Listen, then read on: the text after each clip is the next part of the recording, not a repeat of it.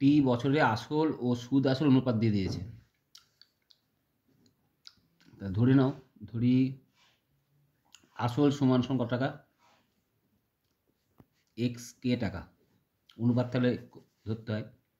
আর সুদ আসল কত হবে, ওয়াই কে টাকা, কে গ্রেটার দেন 0। অর্থাৎ সুদ তাহলে কত হলো, সুদ আই সমান কত হবে, ওয়াই কে মাইনাস এক্স কে টাকা। তাহলে কে কমন নেই, কত হয়, ওয়াই মাইনাস এক্স টাকা।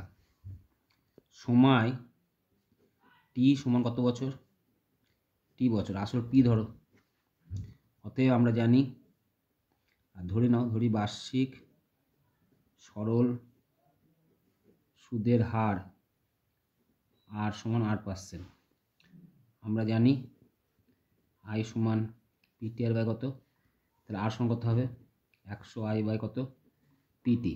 100 আই কত, কে ইন্টু ওয়াই মাইনাস কত, এক্স, পি কত, এক্স কে, টি কত, টি কে কেটে দাও, তাহলে 100 into y minus x by x t, এটাই অ্যান্সার। বুঝে গেছে?